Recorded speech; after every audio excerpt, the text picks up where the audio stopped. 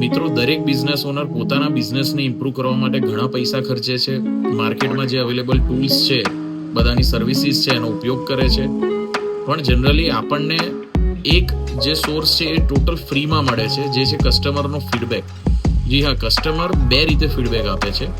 પહેલો ફીડબેક એ ડાયરેક્ટ પોતાના મિત્ર હોય કે પોતાના ગ્રુપમાં કોઈકને તમારા સર્વિસીસ બારામાં શેર કરે છે કે આ વ્યક્તિની સર્વિસ સારી છે અથવા તો આ કંપનીની સર્વિસીસ સારી છે, તમને ટાઈમ પર વ્યવસ્થિત સર્વિસ આપશે, માટે તમે આમની પાસેથી સર્વિસીસ લો.